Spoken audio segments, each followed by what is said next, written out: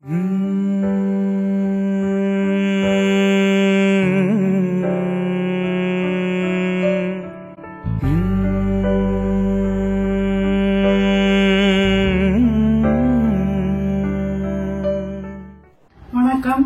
நமஸ்காரம். Welcome to Shantha பாட்டி சமையல். இன்னைக்கு நான் பழங்காலத்தில் ஒரு குழம்பு ஒன்று பண்ணுவோம். அதை நான் உங்களுக்கு சொல்லி தரப்போறேன். எண்ணெய் கத்திரிக்காய் குழம்பு. இந்த மாதிரி பண்ணி சாப்பிடுங்க, விடவே மாட்டேங்க.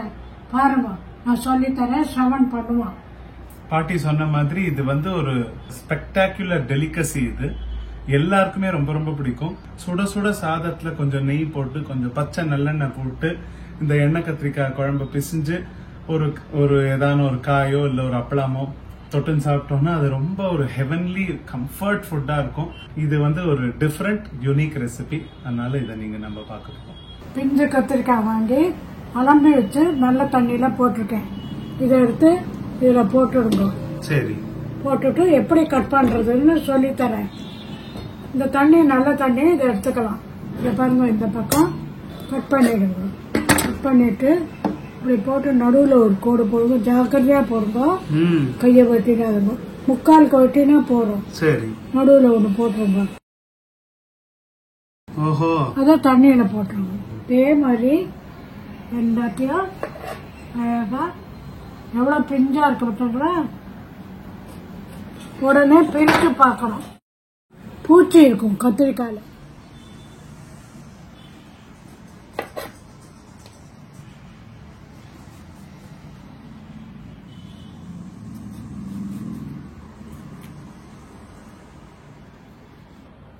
கத்திரிக்காய தண்ணியில ஊற வச்சுட்டோம், கட் பண்ணி. வேற என்ன சாமான் வேணும்னு பார்க்கலாமா? பெருங்காயம் ஒரு சுண்டைக்காய் அளவு, ஒரு 5-6 வத்த மிளகா, 3 டீஸ்பூன் தனியா, 2 டீஸ்பூன் உளுத்தம்பருப்பு, 1 டீஸ்பூன் கடலைப்பருப்பு, 1 டீஸ்பூன் எள்ளு, வெள்ளை எள்ளு, நெல்லிக்காய் அளவு புளிய தண்ணி விட்டு நல்லா கரைச்சு வடிகட்டி வச்சிருக்கேன். நம்மளோட சிக்னேச்சர் ஆலினால் பொடி 1 டீஸ்பூன். இப்போ இதுக்கெல்லாம் முக்கியமான இந்த கத்திரிக்காய்க்கு எண்ணெய் தான் வேணும். குழம்புக்கெல்லாம் போடுற மாதிரி போட முடியாது. கத்திரிக்காய்க்கு கொஞ்சம் கூட தான் வேணும். எண்ணெய் கத்திரிக்காய் குழம்பு 4 டேபிள் ஸ்பூன் எண்ணெய், நல்லெண்ணெய். இப்போ தேங்காய் 2 டேபிள் ஸ்பூன், 1 டீஸ்பூன் எண்ணெய் விடு. சரி, பெருங்காயத்தை பொரிச்சு தத்த கொட்டிடு. பெருங்காயம் தனியா பொரிக்கணுமா? ஆமா ஆமா, அது கருகிடும். அப்புறம் இப்போ 4-5 வத்த மிளகாயை போட்டு, வத்த மிளகாயை முன்னாடியே வறுக்கணும். எல்லாத்தோடய வத்தா கருப்பாயிடும். வத்தோம்னா தட்டுல கொட்டிக்கும், வடிச்சு கொட்டிக்கும். அந்த எண்ணெய் எல்லாம் இருக்கட்டும்.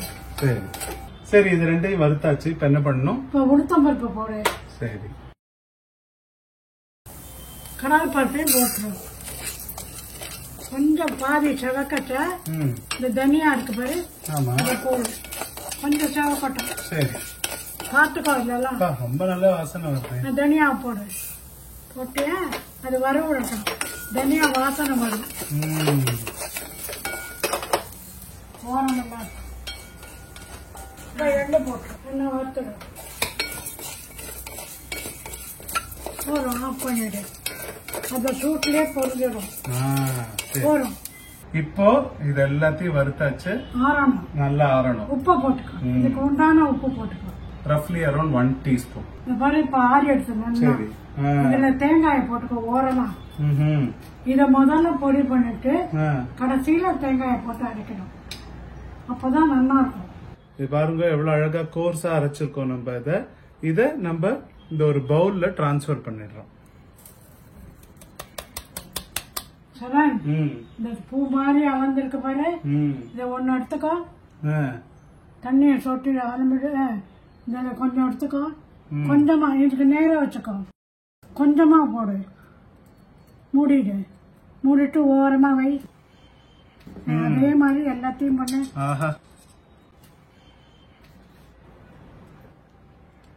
கொஞ்சமா.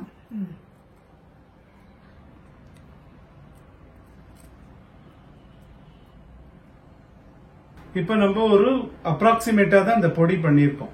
இப்ப எல்லா கத்திரிக்காய்க்கும் நம்ம ஸ்டஃப் பண்ணிட்டு மிச்சம் இருந்தா என்ன பண்றது? என்ன பண்ணா புளியை கரைச்சு கொட்டுறோம்ல, அதுல கொஞ்சம் புளி ஜலத்தை போட்டு கரைச்சு மிக்சியில கொஞ்சம் இருக்கும், அதே அளந்து இந்த குழம்புல கொட்டிடணும். டேஸ்டே ஆகாது, சூப்பரா இருக்கும். இப்போ கத்திரிக்காயில இந்த மசாலா ஸ்டஃப் பண்ணிட்டோம், அவ்வளவுதானே, குழம்பு பண்ணிடலாம்ல? இல்ல எண்ணெயை விட்டு கடுகு கருவேப்பிலை மஞ்சள் பொடி போட்டு வதக்கணும். கத்திரிக்காய் நல்லா ஸ்பாஞ்சு மாதிரி ஆகணும். அப்புறம் தான் புளி ஜலத்துல கொட்டணும். அதுக்குள்ள புளி ஜலத்தை கொதிக்க விட்டுருவோம். சரி, 4 ஸ்பூன் எண்ணெய் விடு, வேணும்னா அப்புறம் விட்டுக்கலாம். 4 டேபிள் ஸ்பூன் விடுறோம். இப்போ எண்ணெய் கொதிச்ச உடனே கடுகு போடணும் இல்லையா? கடுகு நல்லா வெடிக்கணும், கசக்கும், தண்ணி நின்றுக்கும். இப்போ கருவேப்பிலை மஞ்சள் பொடி போட்டுட்டு இந்த கத்திரிக்காயை முள்ள ஒன்னா போட்டு பார்ப்போம். ஜென்டலா நம்ம போடுறோம்.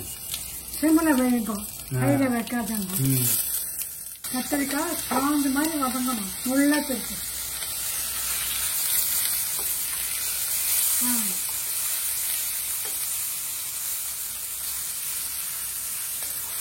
இப்போ இந்த கத்திரிக்காய் நல்லா சாந்து மாதிரி வதங்கறதுக்குள்ள கத்திரிக்காய் வச்சு குழம்புக்கு புளி ஜலம் கொட்டிடலாம். அது கொதிக்கட்டா, அதுக்கப்புறம் நான் சொல்றேன். லைட்டா கலர் மாறுது இல்லையா? இன்னும் வதங்கணும். இப்போ இது ஸ்பாஞ்ச் மாதிரி வேகிற நேரத்துல நம்ம கச்சிட்டியில 2 டேபிள் ஸ்பூன் எண்ணெய் விட்டு இப்ப என்ன பண்ண போறோம்? கடுகு போடுறோம். கடுகு வடிச்ச உடனே புளியை கரைச்சு கொட்டணும். புளி கொட்டணும். இது எவ்வளவு நேரம் கொதிக்கணும்? இந்த புளியோட பச்சை வாசனை போயிடும், அது வரைக்கும் கொதிக்கணும். இப்போ ஆலினவர் பொடி 1 டீஸ்பூன். இத நம்ம கொதிக்கிறது இல்லையா, அதுல நம்ம சேர்க்க போறோம். இப்போ ஒரு பிரின்சிபல் என்னன்னா, பாட்டியோட சமையல்ல எதுவுமே வேஸ்ட் ஆகக்கூடாது. சோ எது பண்ணாலும் வேஸ்ட் ஆகாம full maximum utilization of all ingredients தான் நம்ம எப்பவுமே எல்லா ரெசிபிலையும் பார்த்திருக்கோம்.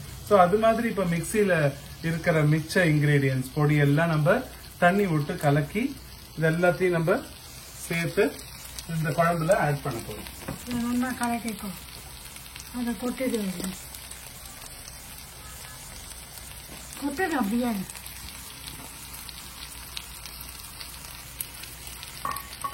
ஒன்னா கொதிக்கட்டும். இப்போ எல்லா பக்கமும் வேகிற மாதிரி நம்ம திருப்பி விடுறோம். எஸ்பெஷலி இந்த இது இருக்கு இல்லையா, இதெல்லாம் கொஞ்சம் ரொம்ப ஹார்டான போர்ஷன்ஸ் தான், நல்லா வேகிற மாதிரி நம்ம நல்லா கேர்ஃபுல்லா நிதானமா வதக்கணும். இது வெந்து போச்சா அந்த இடத்த தொட்டு பாரு, சாஃப்டா இருக்கா பாரு, தலையை அமுக்கி பாரு. ஆஹா, ஸ்பாஞ்ச் தான், சரி, பஞ்சு மாதிரி ஆயிடுச்சு. அதை தூக்கி அதை கொட்டணும். ஜென்டலா பீசஸ் எல்லாம் உடையாம குழம்புல நம்ம சேர்த்துட போறோம்.